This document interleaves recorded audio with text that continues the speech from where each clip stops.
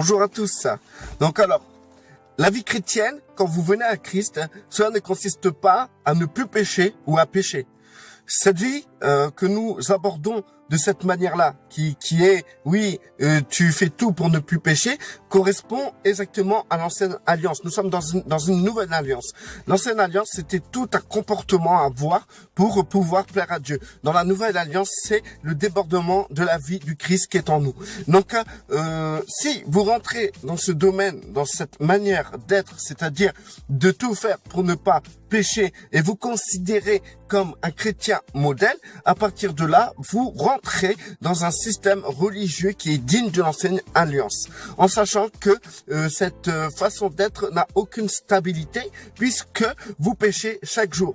Vous êtes tout le temps en train de pécher. Tous les jours, vous commettez des péchés. Tous les jours, vous n'êtes pas capable d'entendre la voix de Dieu pour obéir à 100% à ce qu'il désire de vous, parce que déjà, vous êtes dans des projets d'avenir. Dans le présent, vous pouvez pas être concentré dans le présent et être dans la totale obéissance, en sachant que vous êtes projeté dans le futur ou projeté dans le passé. Déjà, vous n'êtes pas stable dans ce qui est de la volonté de Dieu pour chaque seconde de votre journée. Donc du coup, vous êtes pécheur, parce que le péché, c'est comment dire, ne pas respecter tout ce que Dieu veut. D'accord? Donc c'est pour cela que l'ancienne alliance était imparfaite, puisque l'homme ne pouvait pas respecter tout ce que Dieu voulait. Donc Dieu a envoyé son fils qui a exactement chaque seconde, chaque minute, chaque heure, respecté ce que Dieu voulait que son fils fasse. C'est pour ça que Christ disait que je fais ce que je vois faire au Père. Si le Père travaille en ce moment, je travaille. C'est-à-dire qu'il était dans l'exactitude de la volonté de Dieu. C'est pour ça qu'il était sans péché. Maintenant, ce que je vais vous dire, c'est que aujourd'hui, si pour toi, tu considères que tu as arrêté de fumer, tu as arrêté de boire, que tu as arrêté de regarder des films porno, que tu as arrêté de convoiter les femmes, que tu as arrêté d'aller en boîte de nuit, c'est être chrétien. Dans ces cas-là, tu te gourres, parce que si tu veux, tu peux être musulman et faire ces choses-là. Tu peux être témoin de Jéhovah et faire ces choses-là. Tu peux faire partie des autres religions et faire exactement mieux que ce que tu peux faire à travers la Bible. Parce que dans la Bible, encore, nous buvons du vin, nous pouvons boire du vin. Dans l'islam, ils peuvent pas boire d'alcool. Ils sont encore plus hauts, ils sont encore plus loin que nous. Du coup, ce que je tiens à vous dire, c'est que en fait, la vie chrétienne ne consiste pas au fait que tu pêches ou tu pêches pas. La vie chrétienne, c'est ni plus ni moins le débordement de la vie du Christ en toi. C'est ça la vie chrétienne. La vie chrétienne, c'est juste le débordement de la vie du Christ en toi. Tu as le Saint-Esprit, tu as l'Esprit du Christ qui te donne accès à la vie éternelle, c'est-à-dire que la source d'eau vive coule dans ton sein et déborde jusqu'à la vie éternelle. Et c'est ce débordement qui est la vie chrétienne. Si vous voulez, aujourd'hui, nous avons les caractéristiques du chrétien qui est ne fais pas ci, ne fais pas ça, fais ça, ne fais pas ça, fais ça. Et du coup, à partir de là, nous pensons être dans la marche chrétienne sans faillir, parce que vous arrivez à ne pas faire ça et à faire cela. Vous savez, moi je peux vous dire que le bouddhiste arrive mieux à pratiquer la piété, la bonté, le non-péché que vous. Vous êtes dépassé déjà par toutes les religions. Vous êtes dépassé.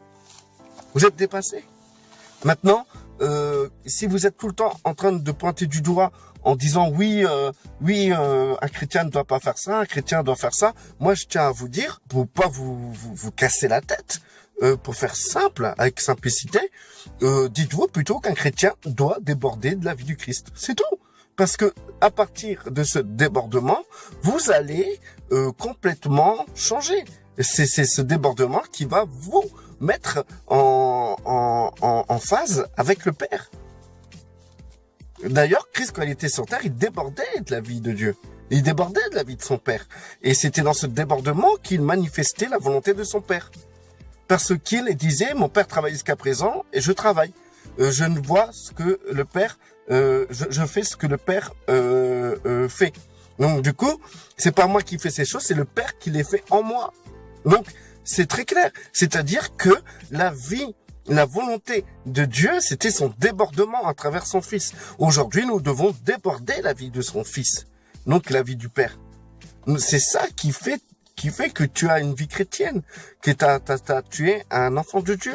C'est ni plus ni moins que ça. C'est pas parce que tu fais le bien ou tu fais le mal que tu es ou que tu n'es pas un enfant de Dieu. La preuve en est, c'est que par exemple, si tu commets un péché, est-ce que en tant qu'enfant de Dieu, si tu commets un péché, est-ce que ça t'enlève ce privilège d'être un enfant de Dieu? Est-ce que ça t'éloigne du fait que tu es, parce que tu pêches, tu n'es plus un enfant de Dieu, c'est ça? Parce que tu as commis un péché, tu n'es plus un enfant de Dieu. Si, tu as été un enfant de Dieu. Si tu commets un péché, demande pardon au Père, tu as un avocat auprès du Père qui est notre Seigneur Yeshua, et continue ton cheminement. Ce cheminement qui est simplement le débordement de la vie du Christ. Parce que si c'est pas la vie du Christ qui déborde à travers toi, c'est ta vie, c'est ta chair qui déborde. Soit c'est ta chair qui déborde, soit c'est la vie du Christ. Ta chair, tu vas essayer de la maintenir. Ok, ça marche, mais on peut maintenir la chair par nos propres efforts. Et du coup, ça n'a pas de substance devant Dieu.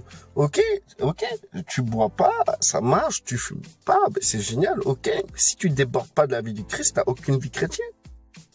T'as aucune vie. Dieu s'en fout de que tu maintiennes ou pas ta chair. Dieu veut que tu débordes de sa vie.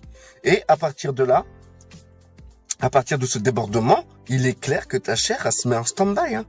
C'est automatique. Plus vous déborderez, moins vous pécherez. Mais maintenant, si vous cherchez à pécher par des efforts humains, ce qui est totalement possible, vous pouvez arrêter de pécher par des efforts charnels, eh ben, ça n'a aucune substance pour Dieu.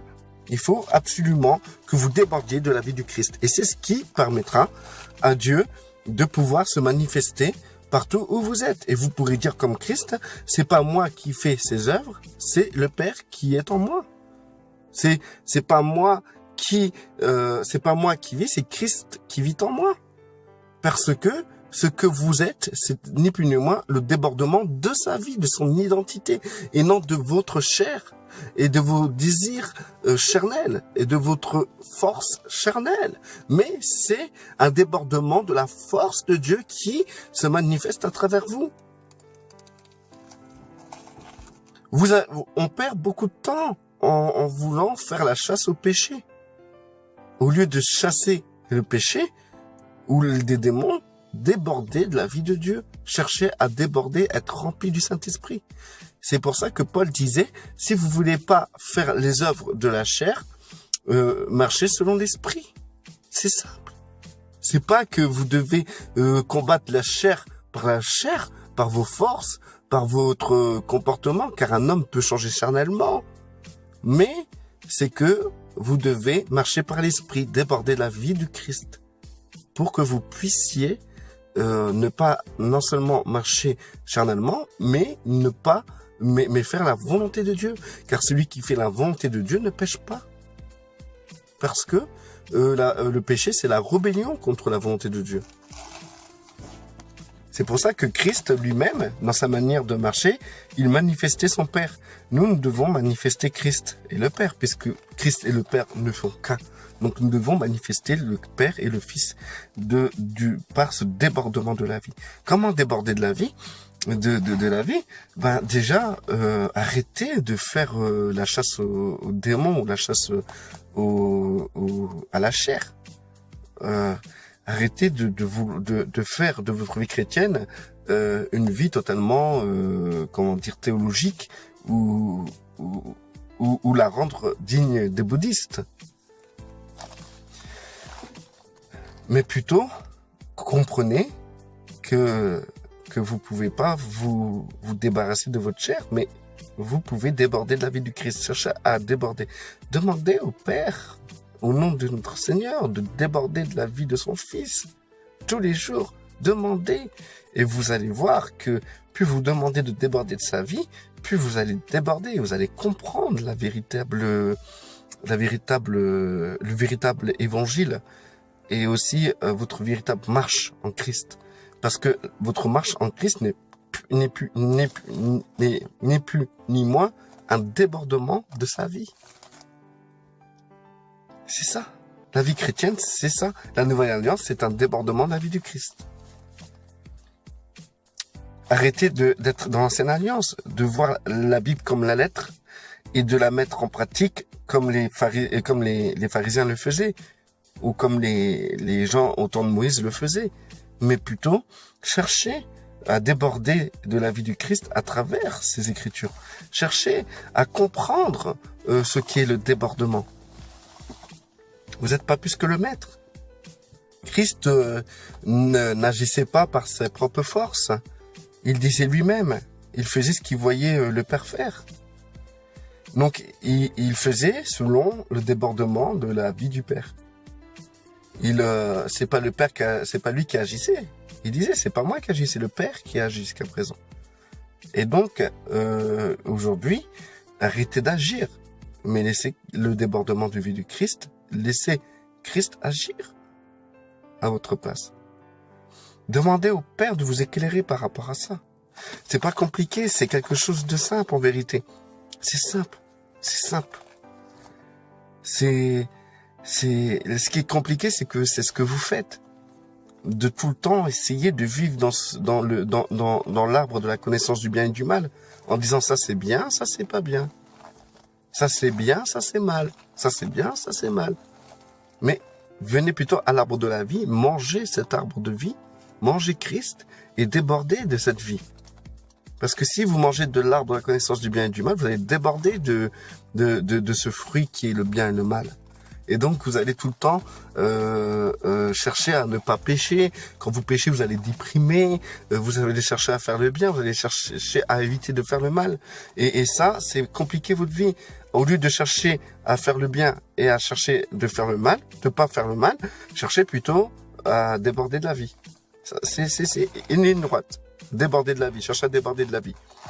Cherchez, si vous cherchez à ne plus faire le mal et à faire le bien, c'est deux chemins.